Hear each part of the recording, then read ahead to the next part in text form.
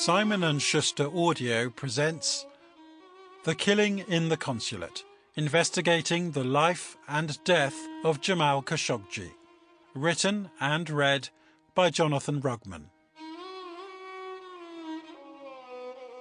Introduction. In October 2018, one of my editors at Channel 4 News asked me to fly to Istanbul. A journalist from Saudi Arabia named Jamal Khashoggi, who worked for one of the world's most famous newspapers, The Washington Post, walked into his country's consulate there to obtain the paperwork to get married. He was never seen again. His Turkish fiancée, beside herself with worry as she waited for him on the pavement outside, had raised the alarm. The Saudi government furiously denied any involvement in the affair, even claiming that their citizen had left the building. With the Turkish authorities demanding that Riyadh provide a full explanation, Khashoggi's disappearance was fast turning into an international crisis. His newspaper's chief executive later called it the most depraved and oppressive act against a journalist in modern history. On the day itself, Tuesday the 2nd of October, I was away from my desk giving a talk to sixth formers at a school in Kent.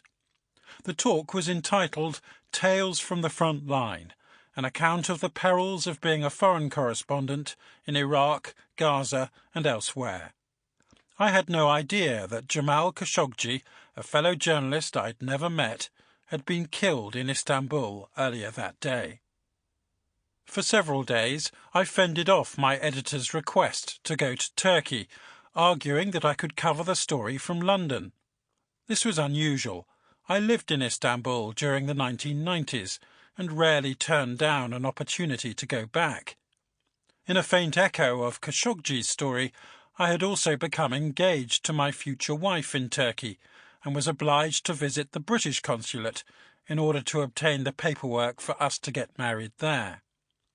In my defence, my reluctance to return was based on an awareness that the diplomatic crisis engulfing the Saudi Crown Prince and the presidents of Turkey and the United States was not happening in Istanbul, but unfolding behind closed doors in Washington, D.C., Ankara and Riyadh.